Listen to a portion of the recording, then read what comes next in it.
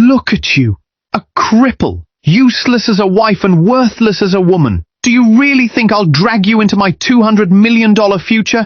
Get out of my sight." Those were the venomous words her husband spat the very next day after winning a massive contract. No gratitude for the years she held him up.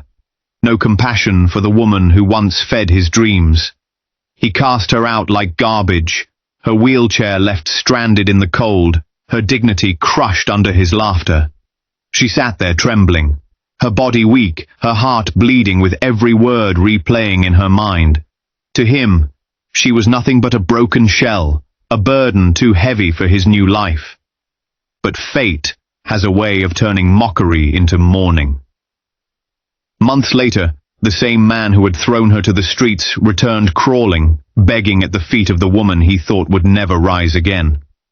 This is the story of a crippled wife discarded in cruelty, and the twist that left him destroyed. And today, it is being retold by me. Hello family, welcome back. Before we begin, I have a small but heartfelt request. Please subscribe. Your support is what keeps these stories alive. Every time you click that button, you're helping us share voices that would otherwise be forgotten and stories that deserve to be heard. And in the comments, tell us where you're watching from, because together, we are not just telling stories, we are keeping hope alive. It was a Monday morning when Vanessa Miller rolled herself into the kitchen humming softly. Sunlight poured through the windows, painting golden lines across the marble counters. She loved this time of day, quiet, still, full of promise. The scent of fresh coffee filled the air, and the soft clicking of her wheels on the floor echoed in the silence. Derek wasn't up yet. He had a big meeting that afternoon, the one he'd been chasing for 3 years, a government contract worth $200 million. Vanessa had prayed over it every night for months, laying awake and staring at the ceiling while pain shot through her back. She glanced at the clock. 7:43 a.m. She poured his coffee just the way he liked it, 2 sugars, 1 cream, and set it on the counter. Then she went back to scrambling eggs, her movements practiced and slow. Her legs didn't work, but her hands still did. And her heart, still beating for a man who once called her his miracle. She didn't hear Derek come down until his deep voice filled the room. "Morning," he muttered, barely looking her way. Vanessa turned with a warm smile. "Your coffee's on the counter." He took a sip, nodded, and reached for his phone. No kiss. No thank you. "You nervous?" she asked gently. He shrugged. "Why would I be?" "I've got this." Vanessa laughed lightly. "That's the spirit. You've worked hard for this, babe." Derek gave her a quick glance, but his eyes didn't linger. "Yeah, I did." The words stung. Just a little. She brushed it off. Maybe he was just stressed. "I've been thinking," she said, rolling closer. "If the deal comes through, maybe I could finally open that rehab center I told you about. You know, for women with injuries like mine. I've even found a few locations. Nothing crazy expensive." "Vanessa," Derek interrupted. "Let's not jump ahead, all right? I'm just saying." "I said not now." He put down his mug a little too hard. "Can we not make this about you for once?" Vanessa froze. She blinked, then forced a smile. "Of course." "I didn't mean it like that." He didn't respond. Just grabbed his keys, checked his watch, and walked toward the door. Before leaving, he turned. "Don't wait up. If it goes well, Trevor and I might go out for drinks." And then he was gone. Vanessa sat there, the silence crashing down like a wave. The eggs on the stove were starting to burn. Later that night, she stayed by the window, watching headlights roll past. Midnight came and went. No sign of Derek. She didn't text. Didn't call. She knew better by now. At 2:18 a.m., the door opened. Derek walked in, his tie loosened, his shirt wrinkled, and the smell of whiskey following him like a shadow. He looked straight at her, sitting there in the dark. He didn't smile. You got it, she asked softly, barely able to hide the hope in her voice. He paused, then gave her a slow, proud nod. We got it, he said. Vanessa clapped her hands together. Oh my God, Derek. Baby, that's amazing. I'm so proud of you. He didn't hug her, didn't even sit beside her. Instead, he walked past her to the kitchen and poured himself another drink. Vanessa followed with her eyes, her smile slowly fading. I knew you would. I always believed in you. He leaned against the counter and took a long sip. Then he looked at her, really looked, and something in his eyes had changed. You always believed in me, he said flatly. She nodded, confused. He chuckled bitterly.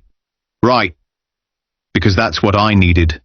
Belief, not action. Vanessa blinked. What does that mean? Derek set the glass down and stepped closer, his tone colder now. I needed a partner, Vanessa. Not someone stuck at home writing journals and dreaming about rehab centers. Her stomach twisted. That's not fair. I've been there for everything. I gave up my boutique, my savings. I helped with your pitch decks, cooked for your meetings. And what did I get? He snapped. A wife who can't even stand next to me at the podium without a chair. Do you think that's the image I need right now? The silence between them was sharp. Vanessa swallowed hard. You don't mean that. He laughed. Don't I? And with that, he walked upstairs and slammed the door shut. Vanessa sat there for a long time, hands trembling in her lap, wondering when the man she married disappeared. 3 days passed. The house got quieter, colder. Derek barely spoke to her, except when he needed something. Calls from reporters started coming in. His face was on TV. Business websites were calling him a rising mogul. Lena sent Vanessa a text saying, he's killing it. You must be so proud. Vanessa didn't reply. On Friday morning, Derek came down dressed in a new tailored suit. She complimented him, but he didn't respond. Can we talk later? She asked as he headed for the door.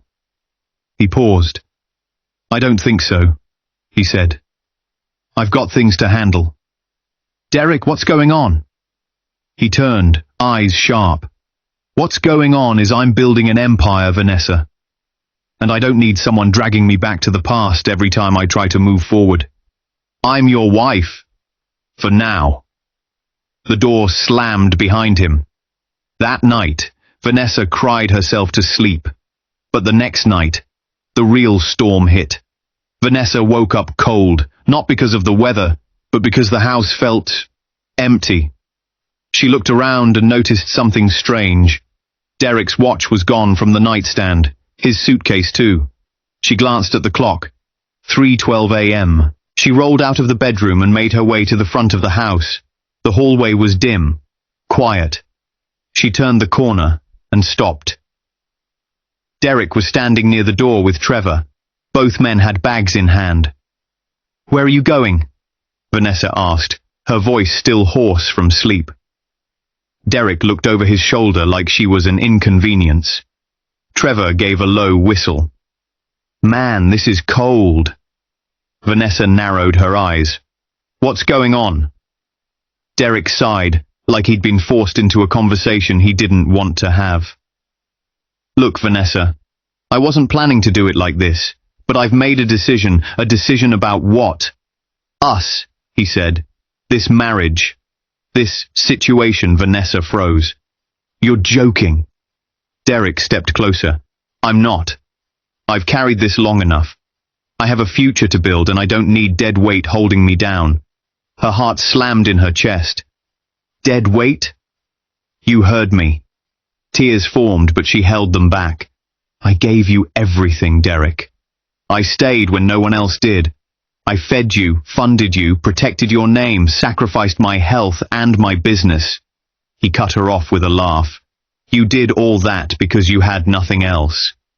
Don't paint it like some noble act. Vanessa's voice shook. I was your wife. You were my anchor, he spat. And not the kind that holds a ship steady. The kind that drowns it. Trevor shifted uncomfortably. Man, maybe you should... Shut up, Derek snapped, then turned back to Vanessa. You don't fit the life I'm building now. You don't belong in it. She shook her head, stunned. I stuck with you when no one believed in you. I even got injured saving you. And that's exactly the problem, he yelled, finally letting the mask drop. You used that accident to guilt me for years. I'm tired of it. I'm tired of you. She felt her throat tighten. What are you saying? He leaned in close, voice low and bitter. Look at you, a cripple, useless as a wife and worthless as a woman. Do you really think I'll drag you into my $200 million future? Vanessa's mouth fell open. The words knocked the air from her lungs. It felt like the floor had collapsed beneath her, if only she could stand on it. Trevor looked away. Even he couldn't pretend it wasn't too far. Derek turned and opened the door. Then, without warning, he grabbed the handles of her wheelchair and rolled her out onto the front porch. Derek, wait! What are you doing? You'll figure it out, he said coldly. He left her there. No shoes, no phone, no bag. Just the cold night air and the sound of the luxury door clicking shut behind her. She sat on the porch, trembling. Cars passed in the distance. Somewhere, a dog barked. Her nightgown clung to her legs in the breeze, but her body was numb. How did it come to this? She had loved him, truly, fiercely, and he threw her out like trash. Minutes passed, then hours. Her fingers went numb. Her eyes stared blankly at the street, and yet somewhere inside her, buried beneath the humiliation and pain, was a small flicker of something else. Not hope, not yet, but anger. The kind of anger that doesn't scream, the kind that waits. If you haven't subscribed yet, we'd love for you to join our community by hitting the subscribe button. Through our stories, we build hope and give a future to children and women who have been abused all over the world. Motivate us by subscribing and turning on your notification bell so you never miss a story that matters. Also, let us know in the comments, where are you watching from, and how did this story speak to you? The sky was just beginning to lighten when Vanessa finally blinked. She had sat on that porch the entire night, cold and motionless. Her back ached, her fingers were stiff. Her heart felt like it had stopped beating hours ago. Eventually, a neighbor, Mrs. Dawson, opened her door across the street. The older woman stared, eyes wide, but didn't say a word. She simply went back inside and closed her blinds. Vanessa laughed under her breath. A dry, bitter sound. By noon, a security guard arrived. I was told you're trespassing, he said, not unkindly. You'll need to leave. She didn't argue. She just asked for help down the steps. The man paused, then gently guided her down the stone path and out onto the sidewalk. That was how it began. 3 days later, Vanessa sat on a cot in a women's shelter. She hadn't eaten more than a granola bar. Her phone had been inside the house, gone now. Her wheelchair squeaked every time she moved. She didn't have money. She didn't have friends. And worst of all, she didn't have a voice. The internet had already chosen its side. Rising tech mogul Derek Miller. Files for divorce from ex-wife citing toxic behavior. Sources say former wife emotionally manipulated him for years. A self-made man. From struggle to success, Derek Miller's journey inspires thousands. Vanessa stared at the headlines from a borrowed shelter laptop. Her stomach turned. She clicked on one article, and there it was, a smiling photo of Derek with Lena beside him at some gala. The caption read, Derek Miller pictured with close business associate and friend Lena James. Lena, her best friend. Vanessa picked up the prepaid phone the shelter had given her and dialed Lena's number for the 5th time that day. Voicemail. She tried again. Nothing. That night, Vanessa sat alone by the vending machine, her body aching, her mind racing. A soft voice interrupted her thoughts. You're sitting like the world just ended." Vanessa turned. A tall woman in her early 40s with a warm but sharp face stood there, holding a small coffee cup. Vanessa tried to smile. In some ways, it did. The woman sat beside her. "Monique," she said, holding out her hand. "Been here a while. Got tired of pretending my life didn't fall apart. Now I help other women clean up the pieces." Vanessa shook her hand. "Vanessa, you look like someone who gave her all to the wrong person." Vanessa laughed weakly. "You read minds?" "I read faces." They sat in silence for a minute. Then, without knowing why, Vanessa told her everything. About Derek. About the night he threw her out. About the lies, the betrayal, the media spin. Monique listened without interrupting. When Vanessa finished, she wiped her eyes and said, "I must sound pathetic." "No," Monique said softly. "You sound like a woman who got used and tossed." "That's not pathetic. That's painful. But pain doesn't make you weak. Staying down does." Later that week, Vanessa was in the shelter library scrolling through public property records, looking for any legal threads she might still be tied to. That's when she found something. The deed to the house she and Derek bought 5 years ago. But her name had been removed from the ownership months ago. Not recently. Months ago. Her jaw tightened. She kept searching. Then she checked the board of directors' filings for their company, Miller Tech Solutions. Again, her name had been removed. But this one had a digital signature she didn't recognize, dated 6 months prior. Her hands shook. He had forged her signature. He had been planning this for a long time. That night, Vanessa sat alone in her cot, staring at the ceiling. Her vision blurred. Her chest hurt. Not from sadness, but from something else. A deep, creeping numbness in her arms. Her hands trembled more than usual. She went to the free clinic down the block the next morning. After a long set of questions and tests, the doctor sat down gently beside her. "We're going to run more scans, but you're showing early signs of multiple sclerosis," he said. "It may explain the numbness and fatigue. It's not related to the spinal injury." Vanessa didn't speak. She just nodded. It felt like another door had closed. She went back to the shelter in silence.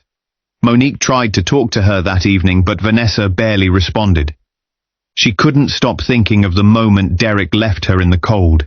She couldn't stop hearing the words, "Do you really think I'll drag you into my $200 million future?" For a brief moment that night, Vanessa stared at the pills in her drawer. She thought about taking all of them. But something stopped her. A voice in her head. Not Derek's. Not Lena's. Her own. "You didn't survive all that just to let them win." She closed the drawer and slept. For the first time in days. The next morning, Monique found Vanessa in the common room, sipping instant coffee and staring out the dusty window. "You didn't show up to breakfast," Monique said, sitting beside her. Vanessa didn't look away from the glass. "Didn't feel hungry." Monique leaned back. "You're not the only one here with a mountain on her back, you know. But some of us choose to climb it." Vanessa turned to her. "Do you know what it feels like to give someone everything, and they treat you like you're nothing?" Monique smiled without joy. "Yeah, I do." Vanessa sighed, then asked, "Why are you still here?" "Why haven't you left the shelter?" Monique looked down. "Because every time I try to leave, another woman like you walks in. And I remember that I still have a fight to finish." There was a pause. Then Vanessa whispered, "He forged my name. Took me off the company. Off the house deed. While I was still cooking him dinner." Monique blinked. "You have proof?" "I do now." Monique straightened. "Then it's not over." Over the next few days, Vanessa and Monique worked together. Vanessa couldn't afford a lawyer, but Monique wasn't just a volunteer. She used to be a paralegal for a corporate law firm before her life fell apart. She still remembered how to read contracts and navigate the system. Monique helped Vanessa file a quiet inquiry into the forged documents. She also helped her draft a request for full financial disclosure from Militech Solutions, the company Vanessa had helped build from her kitchen table. It was risky, but Vanessa had nothing left to lose. One afternoon, Monique brought in her old laptop and said, "Let's look into that $200 million contract." They spent hours digging through public documents, government press releases, and investor reports. At first, everything looked clean, until Monique pulled up the contract filing with the State Procurement Board. There it was. Militech Solutions, contract partner, Derek Miller and Vanessa Miller. Vanessa's eyes widened. "They used my name?" "Yup," Monique said. "You were listed as co-founder. They pitched your backstory as part of the diversity and inclusion angle. It helped secure federal approval." Vanessa stared at the screen. "But I was already out by then." "They didn't tell the board that. They needed your name for credibility. A black woman, disabled, with a business background. It made the proposal bulletproof." Her hands trembled. "So I was the face they used to get the deal, and then tossed the moment it was signed." Vanessa's breath caught in her throat. He had used her, not just emotionally, not just financially, legally, publicly, strategically. It wasn't a breakup. It was a full-blown con. That night, Vanessa sat outside the shelter on a bench under a flickering streetlight. Her body still hurt. The diagnosis still lingered like a storm cloud. But something in her chest had shifted. This wasn't just heartbreak anymore. It was war. Derek didn't just betray her. He committed fraud. He used her identity. He manipulated the system. And now, she had proof. She would stay silent. For now. But silence didn't mean surrender. 3 weeks passed. Vanessa no longer cried when she woke up. She didn't stare at the ceiling or check her reflection hoping to find the woman she used to be. She had stopped looking backward. Now, she was watching, calculating. Every night after dinner, Monique and Vanessa set up a small folding table in the back corner of the shelter's community room. The staff called it the war desk. Old newspapers, printouts, legal filings, and spreadsheets filled the table. "We're not just going after him," Monique said one evening, tapping her pen. "We're pulling the rug out from under him." Vanessa nodded. Quietly. No warning. Just silence. Then collapse. She had learned her lesson. Derek liked grand gestures. He liked drama, attention, and the sound of his own name in rooms where people wore suits. She, on the other hand, was building in the dark. Monique helped her file formal notices with the State Business Commission and the Federal Contract Office, quietly challenging the use of her name on the $200 million contract. At the same time, they submitted an anonymous whistleblower report to a journalist Monique trusted, someone who specialized in tech fraud and shady deals. Within 2 weeks, small cracks began to show. A minor blog ran a story titled, "Who is the silent partner behind Militech's $200 million deal?" The article barely made a ripple, but it was enough. Vanessa wasn't trying to go viral, she was laying down sparks. Meanwhile, Monique arranged a meeting with someone she believed could help Vanessa truly rise. Thomas Hargrove, a quiet but powerful investor known for backing companies that focused on innovation with a conscience. Vanessa was hesitant at first. "I'm just a woman in a shelter. Why would he talk to me?" Monique smirked. "Because he used to buy candles from your boutique every Christmas. He still talks about your customer service. And he hates frauds like Derek."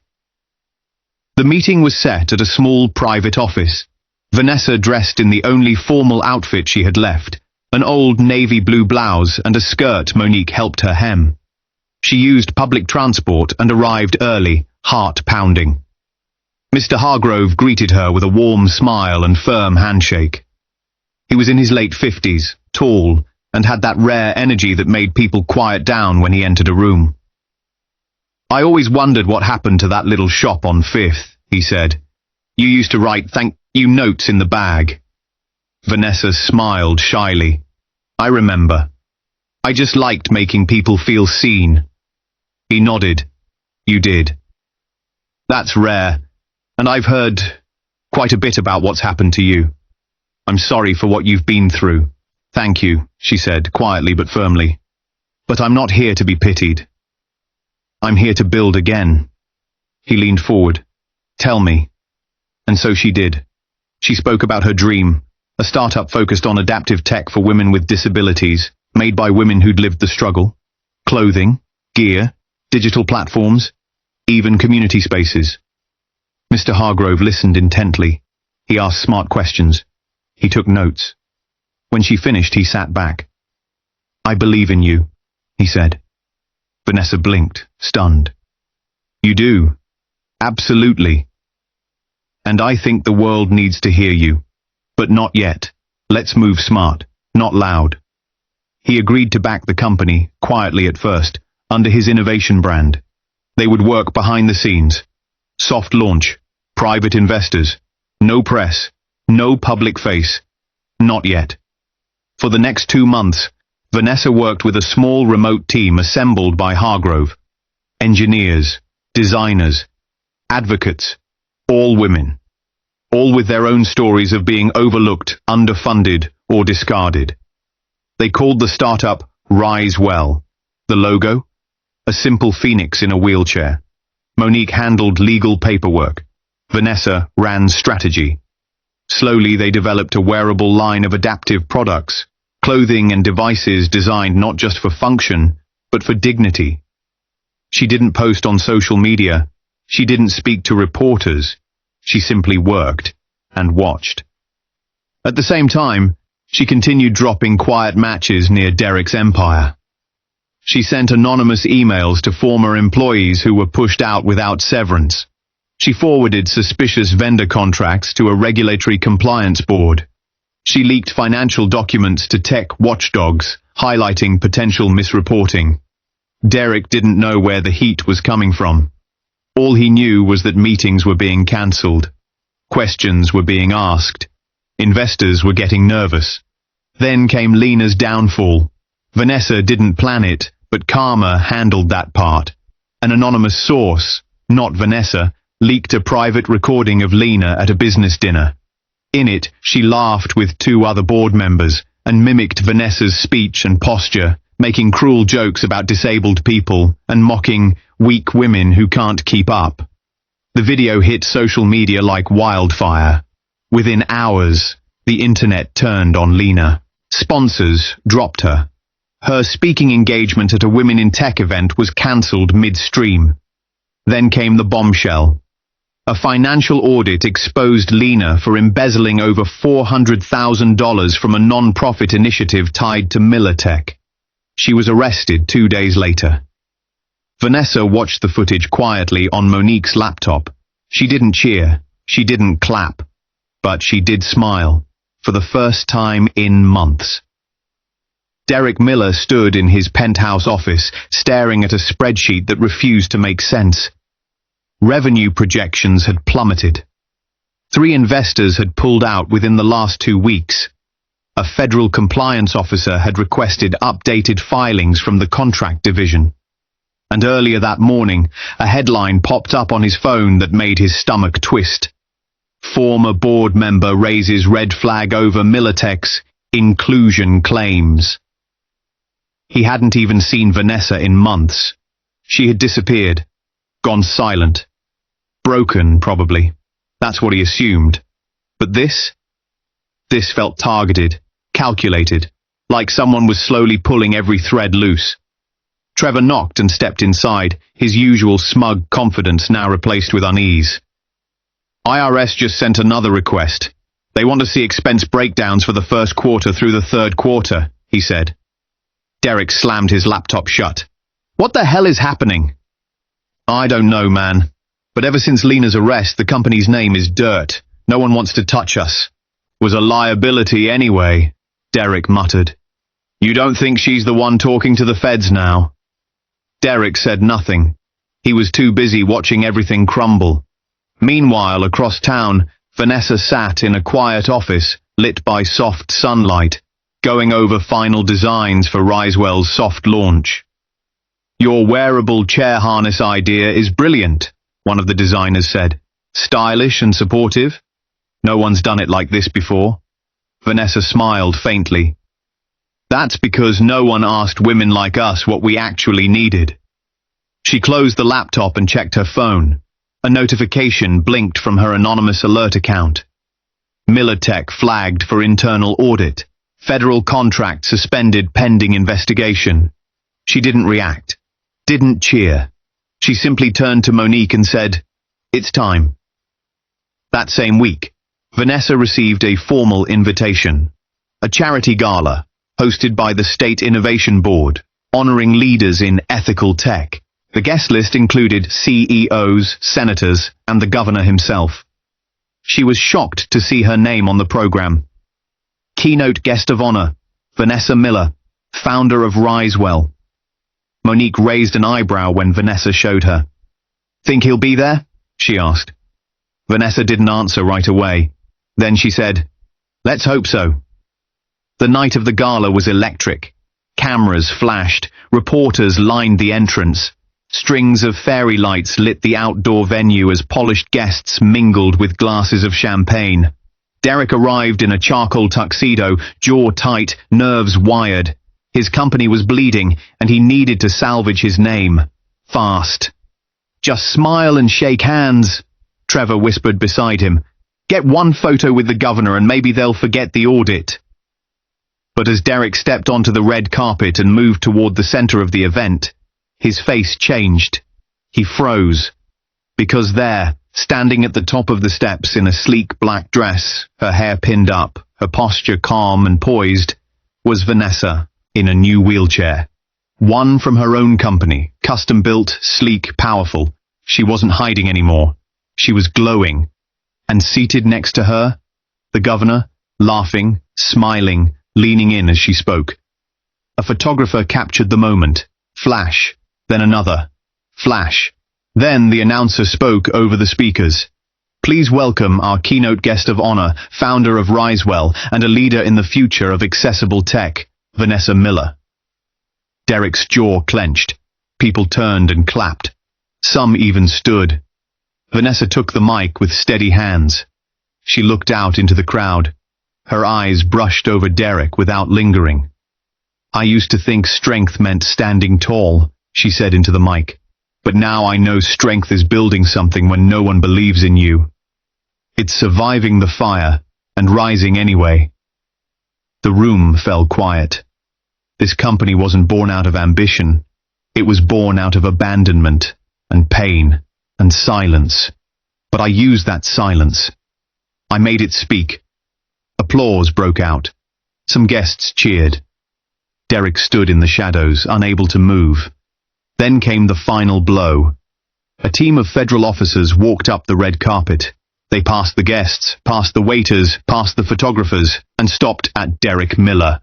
"Mr. Miller," the lead agent said, "we have a warrant for your arrest. Charges include fraud, forgery, and misappropriation of federal funds." Gasps rippled through the crowd. Cameras turned. Flash, flash, flash. Derek's eyes darted to Vanessa. She didn't smile. She didn't speak. She simply turned her chair and rolled inside the gala hall, surrounded by applause. 3 weeks after the gala, Derek Miller was living in a rundown apartment on the edge of the city. The once polished tech mogul now looked like a man who'd aged 10 years in a month. His expensive suits had been replaced by old hoodies.